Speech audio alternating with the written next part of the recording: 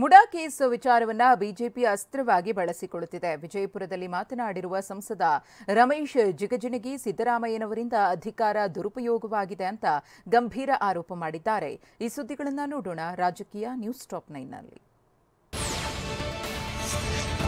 ಮುಡಾದಲ್ಲಿ ಸಿದ್ದರಾಮಯ್ಯ ಅಧಿಕಾರ ದುರುಪಯೋಗ ಮಾಡಿಕೊಂಡಿದ್ದು ನಿಜ. ಹಾಗಾಗಿ ಸಿಎಂ ರಾಜೀನಾಮೆಗೆ ಒತ್ತಾಯಿಸಿದ್ದೇವೆ ಅಂತ ರಮೇಶ್ ಜಿಗಜಿಣಗಿ ಹೇಳಿದ್ದಾರೆ. ಸಿದ್ದರಾಮಯ್ಯ ಒಳ್ಳೆ ವ್ಯಕ್ತಿ, ಅವರ ಬಗ್ಗೆ ಉತ್ತಮ ಅಭಿಪ್ರಾಯ ಇದೆ. ಆದರೆ ಮೂಡಾ ವಿಚಾರದಲ್ಲಿ ಸಿಎಂ ಅಧಿಕಾರದ ಬೆನ್ನು ಹತ್ತಿದ್ದಾರೆ. ಈ ಹಿಂದೆ ಫೋನ್ ಕದ್ದಾಲಿಕೆ ಆರೋಪ ಬಂದಾಗ ರಾಮಕೃಷ್ಣ ಹೆಗಡೆ ರಾಜೀನಾಮೆ ನೀಡಿದ್ರು ಅಂತ ನೆನಪಿಸಿಕೊಂಡ್ರು. ಈಗ ನೋಡಿ, ಪಾಪ ರಾಮಕೃಷ್ಣ ಹೆಗಡೆ ಅವರು ಬರೀ ಒಂದು ಸಣ್ಣ ನೀವು ಕದ್ದಾಲಿಕೆ ಫೋನ್ ಮಾಡೋದೀಗ ಅಂದದಕ್ಕೆ ರಾಜೀನಾಮೆ ಕೊಟ್ಟರೆ ಇವತ್ತಿಗೂ ಹೆಸರದ ಇನ್ನೂ 50 ವರ್ಷ ಉಳಿತದೆ ರಾಮಕೃಷ್ಣ ಹೆಗಡೆ ಅವರು. ಹಂಗೆ ಇವೊಂದು ಉಳಿತಿತ್ತು, ಇನ್ನೊಂದು 50 ವರ್ಷ ರಾಜೀನಾಮೆ ಕೊಡಲಿಲ್ಲ. ಅದಕ್ಕೆ ಅಧಿಕಾರಕ್ಕೆ ಬೆನ್ನು ಹತ್ತಾರ ಅಂತ ನಮಗೂ ಅನಿಸ್ಲಾಗುತ್ತೆ. ಕಾಂಗ್ರೆಸ್ನಲ್ಲಿ ಸಿಎಂ ಕುರ್ಚಿ ಕದನ ಮತ್ತೆ ಮುನ್ನೆಲೆಗೆ ಬಂದಿದೆ. ಶಿವಾನಂದ ಪಾಟೀಲ್ ಮತ್ತು ಎಂಬಿ ಪಾಟೀಲ್ ಮಧ್ಯೆ ಈ ಮಾತು ಬರ್ತಾ ಇದ್ದಂತೆ ಬಿಜೆಪಿ ನಾಯಕರು ಇದೇ ವಿಚಾರವನ್ನ ಲಾಭ ಮಾಡಿಕೊಳ್ಳುವುದಕ್ಕೆ ಮುಂದಾಗಿದ್ರು. ಮಾಜಿ ಸಿಎಂ ಜಗದೀಶ್ ಶೆಟ್ಟರ್ ಮಾತನಾಡಿದ್ದು, ಕಾಂಗ್ರೆಸ್ ಪಕ್ಷದಲ್ಲಿ ಮುಖ್ಯಮಂತ್ರಿ ಕುರ್ಚಿಗಾಗಿ ಕುಸ್ತಿ ಆರಂಭವಾಗಿದೆ ಎಂದಿದ್ದಾರೆ. ಸಿದ್ದರಾಮಯ್ಯನವರು ಮುಂದುವರಿಲಿ, ನಾವೆಲ್ಲ ಅವ್ರ ಹಿಂದಿದ್ದೇವೆ, ಒಗ್ಗಟ್ಟಿನಿದ್ದೇವೆ ಅಂತ ಹೇಳಿ ಹೊರಗಡೆ ಹೇಳಿಕೆಯನ್ನು ಕೊಡ್ತಾರೆ. ಒಳಗಡೆ ಕುಸ್ತಿ ಚಾಲು ಆಗಿದೆ. ಇಂಟರ್ನಲ್ಲಿ ಯಾರು ಮುಖ್ಯಮಂತ್ರಿ ಆಗಬೇಕು, ಮತ್ತೊಂದು ಆಗಬೇಕು, ಈಗಾಗಲೇ ಇನ್ಸೈಡ್ ಫೈಟ್ ಚಾಲು ಆಗಿದೆ. ಈಗಾಗಲೇ ಅದು ಇನ್ನು ಬರುವಂಥ ದಿವಸಗಳು ಇನ್ನೂ ಹೆಚ್ಚಾಗ್ತದೆ. ಕಾಂಗ್ರೆಸ್ ಪಕ್ಷದಲ್ಲಿ ಮುಖ್ಯಮಂತ್ರಿ ಕುರ್ಚಿಗಾಗಿ ಕುಸ್ತಿ ಆರಂಭವಾಗಿದೆ. ಹೊರಗಡೆ ಎಲ್ಲರೂ ಸಿದ್ದರಾಮಯ್ಯ ಅವರ ಜೊತೆಗಿದ್ದೇವೆ ಅಂತಿದ್ದಾರೆ. ಆದರೆ ಒಳಗಡೆ ಕುಸ್ತಿ ಆರಂಭವಾಗಿದೆ. ಮುಂದೆ ಇನ್ನೂ ಜಾಸ್ತಿ ಆಗಲಿದೆ ಅಂತ ಸಂಸದ ಜಗದೀಶ್ ಶೆಟ್ಟರ್ ಭವಿಷ್ಯ ನುಡಿದಿದ್ದಾರೆ. ಅದರಲ್ಲೂ ಆರ್.ವಿ. ದೇಶಪಾಂಡೆ ಮೊದಲು ಆರಂಭಿಸಿದ್ರು. ಈಗ M B Patil, Satish Jarkiholi, doctor G Parameshwar, ಹೀಗೆ ದೊಡ್ಡ ಲಿಸ್ಟ್ ಇದೆ ಅಂತ ಬಾಂಬ್ ಹಾಕಿದ್ದಾರೆ. ಎಂಬಿ ಪಾಟೀಲ್ರು, ಪರಮೇಶ್ವರರು, ಸತೀಶ್ ಜಾರಕಿಹೊಳಿ ಅವರು, ಈ ಕ್ಯೂ ಇದೆ, ದೊಡ್ಡದಿದೆ. ಮತ್ತು ಡಿ ಕೆ ಶಿವಕುಮಾರ್ ಇದರೊಳಗೆ ಅಂಕರೆ ನಾನೇ ಹಾಕೋದಾರ ಅಂಥೇಳಿ ಅವರು ಇಂಟರ್ನಲ್ಲಿ ಪ್ರಯತ್ನ ಚಾಲು ಮಾಡಿದ್ದಾರೆ. ಹೀಗಾಗಿ ಇನ್ ಫೈಟಿಂಗ್ನಿಂದಲೇ ಕಾಂಗ್ರೆಸ್ ಸರ್ಕಾರಕ್ಕೆ ತೊಂದರೆ ಆಗ್ತದೆ. ಎಂಬಿ ಪಾಟೀಲ್ ಅಷ್ಟೇ ಯಾಕೆ, ಎಲ್ಲರೂ ಸಿಎಂ ಆಗಬೇಕು ಅಂತಾರೆ. ಅವರ ಒಗ್ಗಟ್ಟು ಹೇಗಿದೆ ಅಂತ ಎಲ್ಲರೂ ಅರ್ಥ ಮಾಡಿಕೊಳ್ಳಬೇಕಾಗಿದೆ ಅಂತ ರಮೇಶ್ ಜಿಗಜಿಣಗಿ ಹೇಳಿದ್ದಾರೆ. ಎಲ್ಲರೂ ಸಿಎಂ ಆಗಬೇಕು ಅಂತ ಹೇಳ್ತಾರೆ. ಮಲ್ಲಿಕಾರ್ಜುನ ಖರ್ಗೆ ಸಿಎಂ ಆಗಬೇಕು ಅಂತ ಪರಮೇಶ್ವರ್ ಟೀಮ್ ಇದೆ. ಗೃಹ ಸಚಿವ ಡಾಕ್ಟರ್ ಜಿ ಪರಮೇಶ್ವರ್ ಪರ ಕೂಡ ಒಂದು ತಂಡ ಇದೆ. ಸಿಎಂ ಸ್ಥಾನಕ್ಕೆ ಡಿಕೆ ಹೆಸರಿದೆ, ಆದರೆ ಅವರನ್ನ ಮೂಲೆಗೆ ಕೂರಿಸಿದ್ದಾರೆ ಅಂತ ವ್ಯಂಗ್ಯವಾಡಿದ್ರು.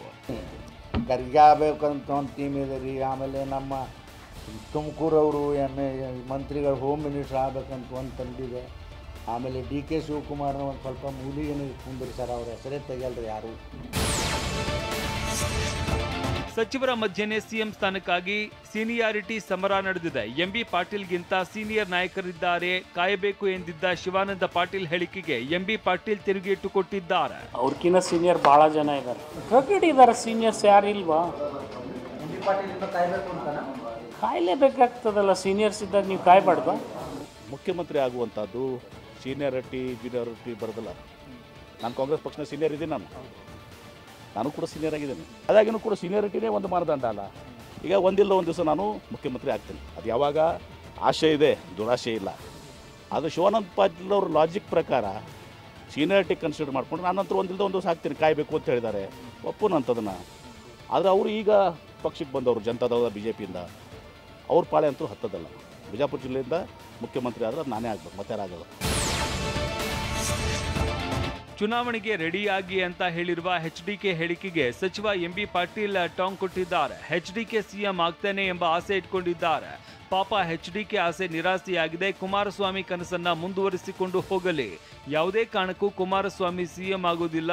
ಕುಮಾರಸ್ವಾಮಿ ಕನಸು ಕಾಣೋದು ಬೇಡ ಅಂತ ಲೇವಡಿ ಮಾಡಿದ್ದಾರೆ. ಸ್ವಾಮಿಯವರು ಈ ಕನಸವನ್ನು ಹಾಗೆ ಮುಂದುವರ್ಸ್ಕೊಂಡು ಹೋಗಬೇಕಾಗ್ತದೆ. ಆ ಕನಸು ಯಾವತ್ತೂ ಈಡೇರೋದಿಲ್ಲ ಅನ್ನೋದು ಕುಮಾರಸ್ವಾಮಿ ಅವರಿಗೆ ಹೇಳಿಕೆ ಬಯಸ್ತಾನೆ. ಮಹದಾಯಿಗಾಗಿ ರಾಜ್ಯ ಸರ್ಕಾರ ಏನೂ ಮಾಡಿಲ್ಲ, ನಾವೇ ಎಲ್ಲ ಮಾಡಿದ್ದು ಎಂದಿದ್ದ ಪ್ರಹ್ಲಾದ್ ಜೋಶಿ ಹೇಳಿಕೆಗೆ ಪ್ರಿಯಾಂಕ್ ಖರ್ಗೆ ತಿರುಗೇಟು ಕೊಟ್ಟಿದ್ದಾರೆ. ಎಲ್ಲೋ ಒಂದು ಕಡೆ ಕೇಂದ್ರ ಮಲತಾಯಿ ಧೋರಣೆ ತೋರಿಸ್ತಾ ಇದೆ. ಚುನಾವಣೆಯಲ್ಲಿ ಬಿಜೆಪಿಯನ್ನ ಸೋಲಿಸಿದ್ದಕ್ಕೆ ಮೋದಿ, ಅಮಿತ್ ಶಾ ಕನ್ನಡಿಗರ ಮೇಲೆ ಸೇಡು ತೀರಿಸಿಕೊಳ್ತಾ ಇದ್ದಾರೆ ಅಂತ ಟಾಂಗ್ ಕೊಟ್ಟಿದ್ದಾರೆ. ಕರ್ನಾಟಕಕ್ಕೆ ಏನು ಬರಬೇಕು ಕೇಂದ್ರದಿಂದ ಅದ್ರ ಬಗ್ಗೆ ಮಾತನಾಡೋದು ಎಂದು ನಾನು ನೋಡಿಲ್ಲ. ಅವರಿಗೆ ಮಹದಾಯಿ ವಿಚಾರದಲ್ಲಿ ನಮಗೆ ನಾನು ಏನು ವೈಲ್ಡ್ ಲೈಫ್ ಟ್ರಿಬ್ಯುನಲ್ ಇರ್ಬೋದು, ಗ್ರೀನ್ ಟ್ರಿಬ್ಯುನಲ್ ಇರ್ಬೋದು, ಇನ್ನೂ ಸಿಕ್ಕಿಲ್ಲ. ಅದ್ರ ಬಗ್ಗೆ ಇವತ್ತನ ಮಾತಾಡ್ತಾರೆ ಅವರು. ಆಮೇಲೆ ಇಶ್ಯೂ ಡೈವರ್ಟ್ ಮಾಡಬೇಕು ಅಂದಿದ್ರೆ ಅವ್ರದ್ದೇ ನಾಯಕರ ಸಿಡಿ ಇತ್ತಲ್ಲ. ಮಹದಾಯಿ ಯೋಜನೆ ಪ್ರಸ್ತಾಪ ಕಳಿಸಿದ್ದು ನಾವು ಎಂಬ ಜೋಶಿ ಹೇಳಿಕೆಗೆ ಸಚಿವ ಮುನಿಯಪ್ಪ ಪ್ರತಿಕ್ರಿಯೆ ಕೊಟ್ಟಿದ್ದಾರೆ. ನಮ್ಮ ಸರ್ಕಾರ ಇದ್ದಾಗ ಕೆಲಸ ಮಾಡಿದ್ದೀವಿ, ಅವರ ಸರ್ಕಾರ ಒಳ್ಳೆ ಕೆಲಸ ಮಾಡಿದ್ರೆ ಸ್ವಾಗತಿಸೋಣ. ಅಭಿವೃದ್ಧಿ ಕೆಲಸದ ವಿಚಾರದಲ್ಲಿ ತಾರತಮ್ಯ ರಾಜಕೀಯ ಮಾಡಲ್ಲ. ಮಹದಾಯಿ ಯೋಜನೆ ವಿಚಾರದಲ್ಲಿ ಸರ್ವಪಕ್ಷ ನಿಯೋಗ ಹೋಗಲಿದೆ. ಸರ್ವಪಕ್ಷ ನಿಯೋಗದ ನಾಯಕತ್ವವನ್ನ ಜೋಶಿ ಅವರೇ ವಹಿಸಲಿ ಅಂತ ಆಗ್ರಹಿಸಿದ್ದಾರೆ. ಅಭಿವೃದ್ಧಿ ಕೆಲಸಗಳು ಮಾಡಿದ್ರೆ ನೀವು ಒಳ್ಳೆಯದಾಗುತ್ತೆ. ಕೇಂದ್ರದಲ್ಲಿ ಮಂತ್ರಿಗಳಾಗಿದ್ದೀರಿ, ಈ ರಾಜ್ಯಕ್ಕೆ ಬೇಕಾಗಿರೋ ಸವಲತ್ತುಗಳೇನು ಬೇಕು, ನೀರಾವರಿ ಯೋಜನೆಗಳಾಗ್ಬೋದು, ರಸ್ತೆಗಳಾಗ್ಬೋದು, ರೈಲು ಮಾರ್ಗಗಳಾಗ್ಬೋದು, ಬೃಹತ್ತಾಕಾರದಲ್ಲಿ ನಾವು UPA ಸರ್ಕಾರ ಇದ್ದಾಗ ಸಾಕಷ್ಟು ಯೋಜನೆಗಳನ್ನು ತಂದಿದ್ದೀವಿ. ಅವನ್ನು ಪೂರ್ತಿ ಮಾಡೋದಕ್ಕೆ ನಿಮ್ಮ ಸರ್ಕಾರ, ಕೇಂದ್ರ ಸರ್ಕಾರದ ಸಹಕಾರ ಮತ್ತು ಹಣ ಕೊಡಿಸೋದ್ರಿಂದ ಅಭಿವೃದ್ಧಿ ಆಗ್ತದೆ. ಈ ಕಡೆ ಬಿಜೆಪಿ ಅವಧಿಯಲ್ಲಿ ಮೂಡ ನಿವೇಶನ ಹಂಚಿಕೆಯಾಗಿದ್ದು, ಆದರೆ ಇದರಲ್ಲಿ ಸಿದ್ದರಾಮಯ್ಯ ಪಾಲೇನಿದೆ ಅಂತ ಸಚಿವ MB ಪಾಟೀಲ್ ಪ್ರಶ್ನೆ ಮಾಡಿದ್ದಾರೆ. ಮೂಡ ಪ್ರಕರಣದಿಂದ ಯಾರೂ ಕೂಡ ಭಯಗೊಂಡಿಲ್ಲ. ಕಾನೂನಾತ್ಮಕವಾಗಿ ಹೋರಾಟ ಮಾಡ್ತಾ ಇದ್ದೇವೆ, ನಮಗೆ ಜಯ ಸಿಕ್ಕೇ ಸಿಗುತ್ತೆ. ಹಗಲು ಕನಸು ಬೇಡ, ರಾಜ್ಯಪಾಲರ ನಡವಳಿಕೆ ಮಾತ್ರ ಕಾನೂನು ಬಾಹಿರ ಅಂತ ಬೇಸರ ಹೊರಹಾಕಿದ್ರು. ಸಿದ್ದರಾಮಯ್ಯ ಏನು ಪಾಲಿದೆ ಅದರಲ್ಲಿ ಹಾಗೆ ಹೇಳಿ ನಮ್ಮ ಪ್ರಹ್ಲಾದ್ ಜೋಶಿ ಅವರಿಗೆ ಮೂಡಾದಿಂದ ಯಾರೂ ಭಯಗೊಂಡಿಲ್ಲ. ಮೂಡಾದಲ್ಲಿ ಕಾನೂನಾತ್ಮಕವಾಗಿ ನಾವು ಹೋರಾಟವನ್ನು ಮಾಡ್ತಾ ಇದ್ದೀವಿ.